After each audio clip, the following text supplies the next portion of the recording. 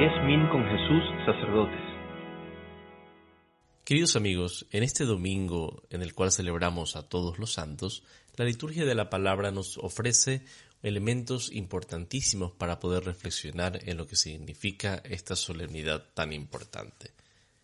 Para empezar, el libro del Apocalipsis nos recuerda que estamos hablando de aquella muchedumbre inmensa de santos, no solamente de aquellos santos que han sido canonizados y reconocidos oficialmente por la Iglesia, sino de todos aquellos hombres y mujeres que se encuentran delante de Dios y gozan ya de su presencia. Efectivamente, en el libro del Apocalipsis, en el capítulo 7, escuchamos cómo el apóstol tiene esta visión. Vi luego una muchedumbre tan grande que nadie podía contarla. Eran individuos de todas las naciones y razas, de todos los pueblos y lenguas. Todos estaban de pie delante del trono y del Cordero. Iban vestidos con la túnica blanca, llevaban palmas en las manos y exclamaban con voz poderosa: La salvación viene de nuestro Dios que está sentado en el trono y del Cordero. La imagen es espléndida. Aquellos que se han salvado y que están ya en la presencia de Dios, actuando en esta eterna liturgia del cielo, pueden con toda su belleza y con toda la gloria de su salvación alabar al Señor continuamente y recordar que la salvación es de Dios y del Cordero, es decir, de nuestro Señor Jesucristo. Esto nos recuerda que la Iglesia está como dividida en aquella Iglesia triunfante, que son todos los santos que hoy recordamos, la Iglesia que camina en la tierra, que somos nosotros, la Iglesia peregrina, y la Iglesia se está purificando en la purificación del purgatorio, lo cual recordaremos el día siguiente de Todos los Santos, cuando oramos por todos los fieles difuntos. Esta muchedumbre inmensa de santos es aquella a la cual nos confiamos hoy, pidiéndole su ayuda y su intercesión. En la segunda lectura, tomada de la primera carta del apóstol San Juan, se nos recuerda qué significa ese ser santos, ese participar de la gloria de Dios. Queridos hijos, miren cuánto amor nos ha tenido el Padre, pues no solo nos llamamos hijos de Dios, sino que lo somos. Y continúa el siguiente párrafo diciendo: Hermanos míos, ahora somos hijos de Dios, pero aún no se ha manifestado cómo seremos al fin. Y ya sabemos que cuando Él se manifieste vamos a ser semejantes a Él, porque lo veremos tal cual es. Si ahora sentimos la alegría inmensa de sabernos hijos de Dios, cuando se manifieste el Señor en su gloria, no sabremos exactamente cómo seremos, pero sabremos que lo podremos ver cara a cara. Es decir, que aquella visión de la que gozan los santos y aquella transformación de su ser en el momento de la gloria final será tan inmensa que es imposible para el apóstol describirla. Debemos recordar que ser santos y gozar de la santidad no significa simplemente no haberse condenado, no significa simplemente no estar sujetos a las penas del infierno. Significa sobre todo y de manera particular poder gozar de una presencia de Dios infinita que da sentido a una existencia eterna que jamás será aburrida, cansada o repetitiva, sino que será siempre ver a Dios tal cual es y gozar de un amor pleno y total. Si en la primera lectura hemos escuchado cuál es esta muchedumbre inmensa de todos los santos que hoy celebramos, y en la segunda lectura recordamos en qué consiste esa belleza de la salvación, en el Evangelio, tomado de las bienaventuranzas, Jesús nos recuerda cuál es el camino para poder llegar a esa santidad. Debemos recordar que las bienaventuranzas son el inicio de aquel discurso inicial de Jesús en el Evangelio de Mateo, el Sermón de la Montaña, que ocupa los capítulos del 5 al 7 de este Evangelio.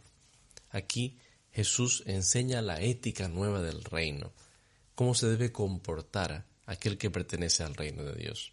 Y al iniciar pues su predicación, Jesús inicia con las bienaventuranzas. Las bienaventuranzas nos recuerdan aquello que Jesús ha venido a ofrecer al hombre, aquello que Jesús le da al ser humano. Por eso, no comienza simplemente dando normas de cómo debemos comportarnos, comienza con una declaración de felicidad, con una declaración de alegría, con una declaración de esperanza. Por eso, por 8 veces, Jesús declarará a aquellos que son macarios, macarioi en plural, aquellos que son bendecidos, felices. El deseo más grande de Jesús es que nosotros podamos gozar de una felicidad y de un gozo sin fin. Él ha venido a traer un gozo infinito, un gozo que llena al hombre y que lo colma más allá de todo sueño que podríamos haber tenido. Ha venido a traer una alegría que penetre completamente en el ser de la persona y que la transforme en felicidad total. Y efectivamente, esa bienaventuranza, esa felicidad, es fundamentalmente una acción de Dios. Para entender las bienaventuranzas debemos recordar que cada bienaventuranza consta de 3 partes. La primera parte, la declaración de felicidad, ¿no? Macarioi, bienaventurados. Luego se dice a quién está destinada esta bienaventuranza, quiénes son aquellos que la van a recibir, los pobres de espíritu, los que lloran, etc. Y finalmente se dice cuál es el fundamento, o sea, cuál es la razón por la que serán felices, por qué de ellos es el reino de los cielos, por qué serán consolados, etc.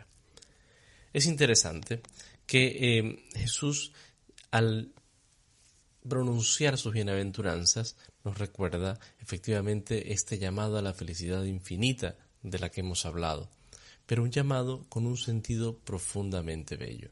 8 bienaventuranzas enmarcadas en una idea principal: ¿a quién pertenece el reino de los cielos?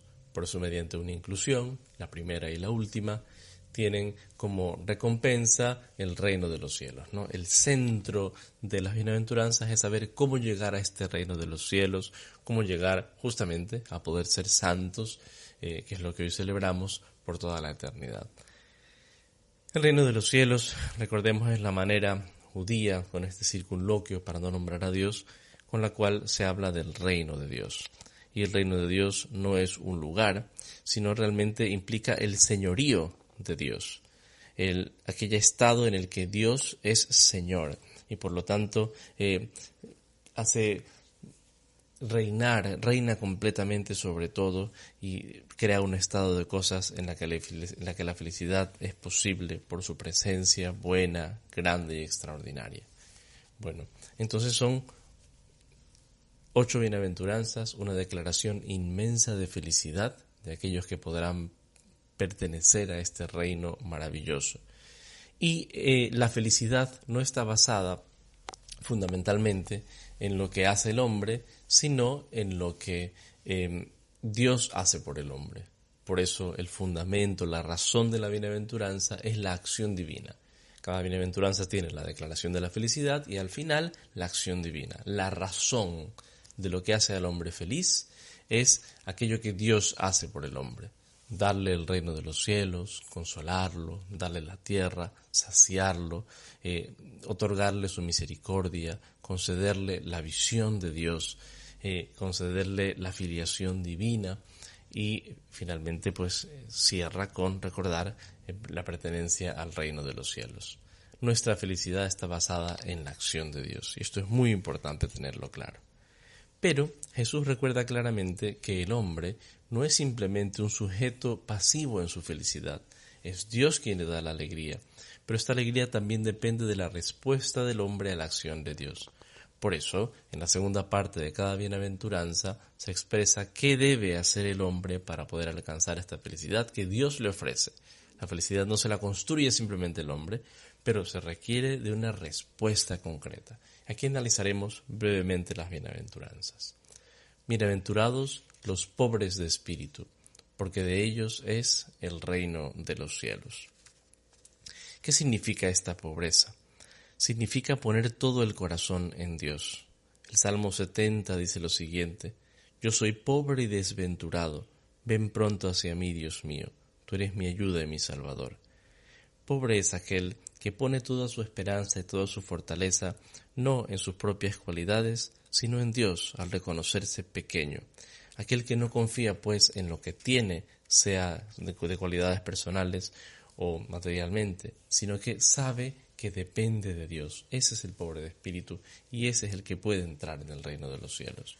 Por eso ser pobre de espíritu no significa que aquel que no tenga bienes materiales, que carezca de las cosas, ya de por sí sea pobre de espíritu. Sin embargo, recordemos que es más fácil no depender de las cosas sino de Dios mientras menos tengamos, mientras sepamos ser como no dependiente de las cosas, no fijarnos en ellas, no agarrarnos de las cosas, ¿no? Bueno, luego Jesús continúa con la siguiente bienaventuranza. Bienaventurados los que lloran.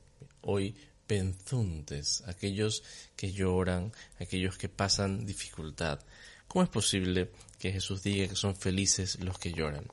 En una primera visión, el dolor, la tristeza es contrario a la felicidad.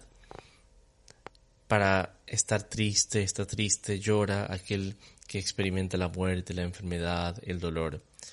Aquí, sin embargo, lo que quiere decir el Señor es que, en primer lugar, no es feliz aquel que simplemente tiene tranquilidad y no tiene ningún problema, como muchas veces consideramos, ¿no? Bueno, es feliz aquel que tiene todo y ya está.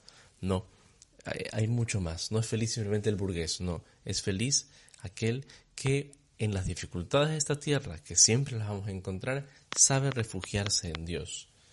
Aquí no quiere decir que feliz es el sufridor, digamos así, ¿no? Sino que es feliz aquel que sabe llorar en Dios, que se desahoga con Dios, que abre a Dios su corazón y permite que sea el Señor quien le llene. Ese, el que pone su corazón en Dios y le cuenta todos sus dolores en lugar de quejarse de ellos, ese será consolado por Dios. Bueno, bienaventurados, la tercera bienaventuranza, los mansos, porque heredarán la tierra. Aquí la palabra usada es muy importante, la palabra paraús. Esta palabra nos recuerda efectivamente cómo es feliz no aquel que tiene poder, que se impone, que abusa de los demás, simplemente desplazándoles porque se considera importante. No, es manso, es feliz aquel que es manso, aquel que prefiere la motivación, el cariño, la amabilidad por sobre la imposición de su poder y autoridad. Esta mansedumbre es propia del mismo Jesús. Recordemos la cita de Mateo 11:28 en adelante. Aprendan de mí que soy paraos, manso y humilde de corazón. Y aquí encontramos una citación del Salmo 36. El que es manso, ese heredará la tierra. Ese es quien logrará abrirse verdaderamente camino, y no el que se impone mediante el poder, que nunca podrá hacerse un lugar en el corazón de los demás. Simplemente se impondrá momentáneamente, pero no será realmente un camino verdadero en el alma del otro. Continúa la bienaventuranza. Bienaventurados aquellos que tienen hambre y sed de justicia. Hambre y sed indican pues la necesidad más radical, más natural, más elemental del ser humano, ¿no? Y lo contrario al hambre es estar saciado, no me importa nada, no tengo interés en nada. Y hambre y sed, es decir, necesidad vital ¿de qué? De justicia, que en la Biblia es hacer la voluntad de Dios, santidad. Es feliz aquel que tiene hambre y sed, deseo inmenso de hacer la voluntad de Dios. Es feliz aquel que busca en primer lugar al Señor, aquel que desea hacer lo que le agrada. Ese es feliz. Y ese, por lo tanto, será saciado. El que ya se considera que es justo, el que ya no tiene deseos de ser mejor, ese no será saciado, porque vive ya una hartura que en realidad termina siempre en hastío. Continúa la siguiente bienaventuranza. Bienaventurados los misericordiosos, porque alcanzarán misericordia. Recordemos que aquí misericordia significa la capacidad de perdón. Bienaventurado aquel que es capaz de perdonar, porque será perdonado. Pero también misericordia en la Escritura significa la capacidad de solidaridad, aquel que no es indiferente ante la necesidad del otro, como el buen samaritano. Ese es aquel que asiste a su hermano perdonándole o ayudándole en su necesidad. Ese es el que será perdonado y asistido por Dios en toda dificultad. Bienaventurados los limpios de corazón. los que tienen un corazón limpio. Recordemos cómo Jesús deja ver que es de dentro del hombre de donde sale toda la impureza, de donde sale todo el mal, y no de fuera. No es lo que entra en el hombre lo que le hace impuro, sino lo que sale de él, ¿no? Mateo 15 nos recuerda esta realidad. Bueno, el que tiene corazón puro es aquel que tiene su alma limpia, que mantiene su alma limpia en cuanto a la pureza como un elemento fundamental, pero en cuanto a todo lo demás también, el rencor, los odios, las enemistades. Ese es aquel que podrá ver a Dios. Bienaventurados los que trabajan por la paz.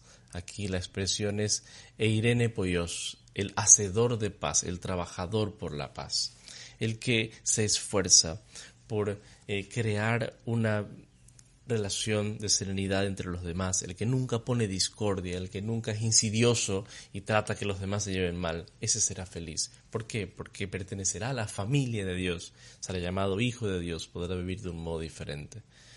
Cuando se vive con estas prioridades, muchas veces no se encuentra la aprobación de todos, pero por eso bienaventurados los que son perseguidos, los que no renuncian a sus ideales a pesar de no agradar, porque ellos, los que son perseguidos a causa de la justicia, a ellos les pertenece el reino de los cielos. Este es el camino para llegar a pertenecer a esa muchedumbre inmensa de la que habla el Evangelio este domingo.